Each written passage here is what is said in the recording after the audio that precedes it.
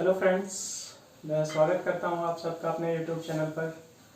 और आज मैं आपके लिए फिर से एक नया टॉपिक लेकर आया हूं हीट ट्रांसफर सब्जेक्ट का। और ये टॉपिक है हमारा critical radius of insulation for cylinder. तो जैसे कि आप देख रहे हैं critical radius of insulation for cylinder, ये टॉपिक हमारा जो कंडक्शन वाला पार्ट है उसका ही एक टॉपिक है। तो इससे पहले आप लोगों ने पढ़ लिया होगा heat transfer through cylinder, through sphere या थ्रू स्लैब्स। तो उसके बाद में हमारा ये टॉपिक आता है क्रिटिकल रेडियस फॉर सिलेंडर। तो critical radius of insulation for cylinder की बात करते हैं हम सबसे पहले। जैसा कि यहाँ पे आप देख पा रहे होंगे, मैंने एक फिगर बनाया हुआ है। ये फिगर एक हमारे एक वायर का है। वायर को भी आप कह सकते हैं कि क्या होता है, सिलेंड्रिकल शेप का होता है वायर हमारा। कोई भी वायर हो या कोई भी रोड हो, कुछ भी हो सकता है आपका सिलेंड्रिकल शेप का। तो यहाँ पे जो मैं कंसीडर कर रहा हूँ, एक वायर कंसीडर कर रहा हूँ। चाहे तो आप ये एक मार्कर दिख रहा होगा आपको, इसको भी एक वायर की तरह कंसीडर कर सकते हैं। तो यहाँ पर एक वायर है, ये जो जिसकी रेडियस कितनी है हमारी, आर आई है। जो आर आई यहाँ पर दिख रहा है आपको, ये आर आई रेडियस किसकी, हमारी वायर की रेडियस है। इसके ऊपर हमने एक इंसुलेशन रैप किया हुआ है। जैसे कि सपोज ये आपका वायर है और इसके ऊपर मैंने कुछ एक इंसुलेशन का लेयर रैप कर दिया है।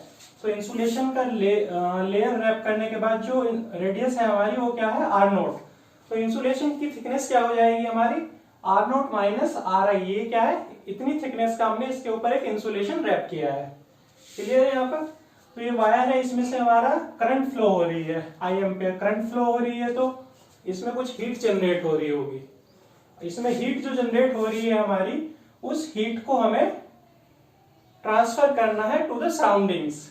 तो जब इससे पहले इंसुलेशन इस पे रैप नहीं था, तो ये कुछ हमारे जो सराउंडिंग में जो भी फ्लूइड है या एयर होगी जनरली, तो उसके कांटेक्ट में रहा होगा, तो हीट ट्रांसफर हो रही होगी हमारी कन्वेक्शन के थ्रू। ठीक है, वायर हमारे वायर से सराउंडिंग को हीट ट्रांसफर हो रही थी पहले, क्या, कन्वेक्शन के थ्रू। लेकिन अब हमने क्या कर दिया, इसमें इंसुलेशन रैप कर दिया है। तो अभी इस वायर से इस इंसुलेशन, ये जो इंसुलेशन दिख रहा है आपको, इंसुलेशन की थिकनेस, जिसकी इंसुलेटिंग मटेरियल होगा कोई, जिसकी कंडक्टिविटी लिखी है हमने के, वॉट पर मीटर केल्विन। ठीक है, यहाँ पे लिखा हुआ है के ऑफ इंसुलेशन, यानी कि इंसुलेटिंग मटेरियल की जो कंडक्टिविटी है वो के है। तो जो अभी हमारा हीट ट्रांसफर होगा वो होगा पहले वायर से इंसुलेटिंग मटेरियल को कंडक्शन के थ्रू, और फिर इस इंसुलेटिंग मटेरियल से ट्रांसफर होगा बाहर जो हमारे सराउंडिंग में फ्लूइड है, जनरली जिसको हम एयर ही कंसीडर करते हैं, एम्बिएंट फ्लूइड, उसको हीट ट्रांसफर होगा कौन से प्रोसेस से, कन्वेक्शन के थ्रू। जो हमने दिखाया हुआ है यहाँ से, जो फ्लूइड का टेम्परेचर है वो क्या है, टी इंफिनिटिव लिया हुआ है। और जो हीट ट्रांसफर रेट है हमारा fluid, sorry heat transfer coefficient है फ्लूइड के लिए, वो क्या है, एच वॉट पर मीटर स्क्वायर केल्विन। तो जैसा कि आप जानते हैं, इसका हम सबसे पहले क्या करेंगे, थर्मल सर्किट ड्रॉ कर लेते हैं। Thermal circuit for radial heat transfer. Cylinder के केस में थर्मल सर्किट हमने ड्रॉ किया है। यहाँ पे हमारा इंटरनल टेम्परेचर जो है वायर का क्या है, टीआई है। टीआई क्या है, इंटरनल टेम्परेचर वायर का। फिर हमारा उससे हीट ट्रांसफर हो रही है इंसुलेटिंग मटेरियल में कंडक्शन के थ्रू। तो कंडक्शन के थ्रू जो हमारा थर्मल रेजिस्टेंस है सिलेंडर के केस में, आपने पहले पढ़ चुके होंगे। सिलेंडर के केस में थर्मल रेजिस्टेंस क्या होता है, Ln R2 upon R1 upon 2 पाई KL। तो R2 की जगह यहाँ पर हमारा क्या है, R0 है। R1 की जगह क्या है, Ri है, अपॉन 2 पाई KL। KL के कौन सा है, हमारा इंसुलेटिंग मटेरियल की कंडक्टिविटी, और लेंथ क्या होगी, जो हमारी केबल की लेंथ होगी, जो वायर की लेंथ है। ठीक है, फिर हमारा हीट ट्रांसफर हो रहा है इस इंसुलेटिंग मटेरियल से सराउंडिंग फ्लूइड को कन्वेक्शन के थ्रू। तो कन्वेक्शन का जो थर्मल रेजिस्टेंस होता है वो होता है हमारा 1 अपॉन HA। ए क्या है यहाँ पर, एरिया। एरिया क्या हो जाएगा, 2 पाई R0L, जो सराउंडिंग, जो सरकमफेरेंस, जो सरफेस एरिया है जो कि फ्लूइड के कांटेक्ट में आ रहा है, वो वाला एरिया क्या हो जाएगा आपका, ये 2 पाई R0L। तो ये इसका थर्मल सर्किट ड्रॉ हो गया। क्लियर है यहाँ पर। तो क्रिटिकल रेडियस की बात कर रहे हैं हम। क्रिटिकल रेडियस ऑफ इंसुलेशन क्यों हम कंसीडर कर रहे हैं, जब हम पहले ही पढ़ चुके हैं ये सब चीजें।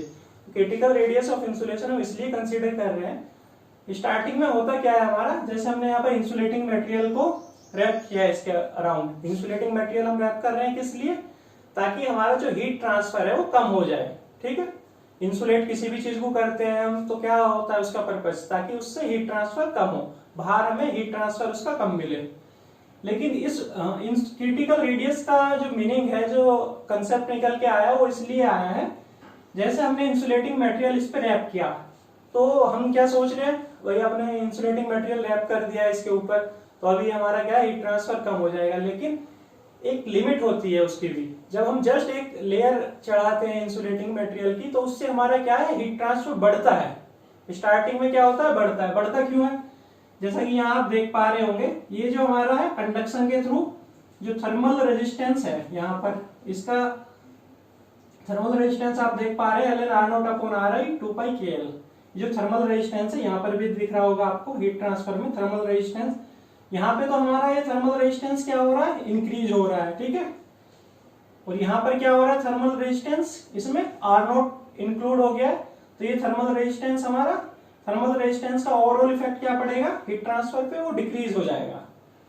क्योंकि स्टार्टिंग में क्या हुआ हमारा, जो हमने इसके ऊपर इंसुलेटिंग मटेरियल रैप किया, उससे जो इंसुलेशन से जो हीट ट्रांसफर है वो कम तो हुई, लेकिन कम उस प्रोपोर्शन में नहीं हुई जितनी प्रोपोर्शन में हमारा जो एरिया इंक्रीज हो गया है इसका। तो एरिया इंक्रीज होने से क्या है, कन्वेक्शन के थ्रू हीट ट्रांसफर और ज्यादा होने लगा है। तो ओवरऑल इफेक्ट क्या हो जाएगा हमारा, इंक्रीज हो जाएगा, जब तक कि हमारी जो रेडियस है, जो ये इंसुलेशन की रेडियस है R0, ये एक लिमिट से ज्यादा ना हो। यानी कि क्रिटिकल रेडियस ऑफ इंसुलेशन क्या है हमारी, up to which limit the heat transfer rate increases after insulation. तो वो वाली जो लिमिट है वो कहलाती है आपकी क्रिटिकल रेडियस ऑफ इंसुलेशन। और उस लिमिट से जब हम ज्यादा बढ़ाते हैं रेडियस को, तो तब हमारा क्या होगा, हीट ट्रांसफर डिक्रीज होगा। क्लियर है, यहां से आपका कंसेप्ट क्लियर होना चाहिए। तो rate of heat transfer between wire and ambient fluid, ये आपने पढ़ लिया होगा क्या होता है, Ti जो हमारा इनिशियल टेम्परेचर है अंदर वायर का और बाहर का temperature, divided by thermal resistance. Thermal resistance कौन सा आ गया यहाँ पे, thermal resistance for conduction and thermal resistance for convection. तो हीट ट्रांसफर हमारा मैक्सिमम कब होगा, जब रेडियस हमारी क्रिटिकल रेडियस ऑफ इंसुलेशन की लिमिट पे होगी। और वो कब होगा हीट ट्रांसफर मैक्सिमम, जब हमारा डिनोमिनेटर मिनिमम होगा। जब ये हमारा डिनोमिनेटर मिनिमम होगा तो तब हमारा क्या होगा, हीट ट्रांसफर मैक्सिमम होगा। तो मैक्सिमम हीट ट्रांसफर के लिए हमने क्या किया, इस डिनोमिनेटर को R0 के रेस्पेक्ट में क्या किया, हमने इसको डिफरेंशिएट किया है। क्योंकि R0 के रेस्पेक्ट में क्यों किया है, यहाँ पे तो R0 भी है, यहाँ पे तो Ri भी है, ये Ri है आपका, यहाँ पे तो R0 और Ri दोनों है। तो R0 के रेस्पेक्ट में हमने इसलिए किया क्योंकि हम R0 को ही कंसीडर कर रहे हैं, यहाँ पे R0 ही वेरी कर रहा है। क्रिटिकल जो हमारी इंसुलेशन की लेयर है, हम उसको ही इंक्रीज कर रहे हैं या डिक्रीज कर रहे हैं। जो हमारी वायर की रेडियस है वो तो फिक्स है, इस मटेरियल की थर्मल कंडक्टिविटी भी फिक्स होगी, जो एम्बिएंट फ्लूइड का हीट ट्रांसफर कोएफिशिएंट है वो भी फिक्स होगा, और वायर की लेंथ भी फिक्स है। तो हम क्या खाली वेरी कर रहे हैं, जो हमारी थिकनेस ऑफ इंसुलेशन है उसको वेरी कर रहे हैं। तो हमने खाली R0 के रेस्पेक्ट में इसको क्या किया है, डिफरेंशिएट किया है। और डी मैक्सिमम हीट ट्रांसफर के लिए क्या कर दिया हमने, d/d R0 differentiation of denominator equals to 0 लिखा है। क्लियर है यहाँ तक?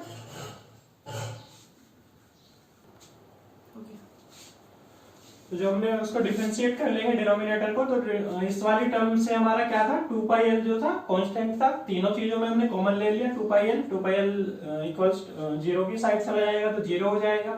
हम इसको डिफरेंशिएट करेंगे ln R0 बाई Ri था आपका, तो उसको हमने अलग अलग टर्म में कर लिया है, ln R0 minus ln R1 करके। ln R0 अपॉन k हो गया ये वाली टर्म, ये वाली टर्म हो गई आपकी ln Ri upon k plus 1 upon h into R0। और 2πl हमारा क्या था, सब में कॉमन था तो वो कॉमन ले लिया हमने। इसको डिफरेंशिएट किया, ln R0 का डिफरेंशिएशन हो गया 1 अपॉन R0, k हो गया। ये ln Ri अपॉन k का डिफरेंशिएशन करेंगे, सारी सारी टर्म कांस्टेंट है तो इसका डिफरेंशिएशन 0 हो जाएगा। और 1 अपॉन R0 का जब डिफरेंशिएशन करेंगे, h तो कांस्टेंट है तो ये हो जाएगा माइनस 1 अपॉन R0 इसका इक्वल्स टू 0। तो यहाँ से आपकी R0 की वैल्यू क्या आ गई, k अपॉन h। तो जो हमारी क्रिटिकल रेडियस ऑफ इंसुलेशन है उसकी value k upon h at least इतनी होनी चाहिए। यहाँ तक जब तक R0 तक है तब तक क्या है, हीट ट्रांसफर इंक्रीज होगा। और उसके बाद क्या होगा, उसके बाद हम अपना रेडियस ऑफ इंसुलेशन को इंक्रीज करते हैं, तब जाके हीट ट्रांसफर डिक्रीज होगा। मैंने आपको एक ग्राफ बना के इसको दिखाने की कोशिश की है। क्यों, क्या है, rate of heat transfer, R0 क्या है, हमारी रेडियस है जो कि इंसुलेशन रेडियस है। तो क्या हो रहा है हमारा हीट ट्रांसफर, जैसे जैसे हमारी रेडियस ऑफ इंसुलेशन इंक्रीज हो रही है तो हीट ट्रांसफर क्या हुआ, इस पॉइंट तक आपका इंक्रीज हुआ। तो ये वाला जो पॉइंट है, इस पॉइंट पे जो R0 की वैल्यू है उसको कहेंगे हम क्रिटिकल रेडियस ऑफ इंसुलेशन, इसको RC से डिनोट किया है, ठीक है। यहाँ तक हमारा क्या हुआ, हीट ट्रांसफर इंक्रीज हुआ, और उसके बाद जब हमने आर नॉट की वैल्यू बढ़ाई, अपनी रेडियस ऑफ इंसुलेशन को इंक्रीज किया, तो तब हमारा हीट ट्रांसफर क्या है, डिक्रीज होने लगा। तो ये जो ये वाला पॉइंट है आपका are C equals to K upon H. K क्या है हमारा इंसुलेशन मटेरियल जो है इंसुलेशन का, उसकी थर्मल कंडक्टिविटी, और एच क्या है एम्बिएंट फ्लूइड का हीट ट्रांसफर कोफिशिएंट। क्लियर है?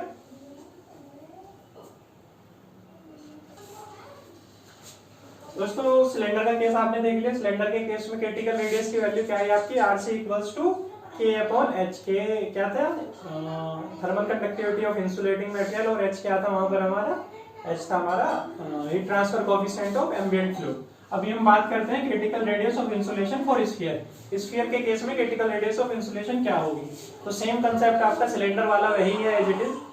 तो यहाँ पर हम देख लेते हैं radial heat transfer through sphere. Sphere के केस में आपको फॉर्मूला पता होगा क्या है, heat transfer equals to T I initial temperature of wire minus T infinitive ambient temperature of fluid divided by, ये क्या हो गया आपका कंडक्शन वाला जो पार्ट था, कंडक्शन के लिए thermal resistance R not minus R I upon 4 पाई के आर आई आर नॉट, और ये वाला कन्वेक्शन के लिए थर्मल रेजिस्टेंस था आपका 1 upon H into area. Area क्या होगा इस वाले केस में 4 पाई आर स्क्वायर, आर कौन सा आउटर वाला 4 पाई आर नॉट स्क्वायर।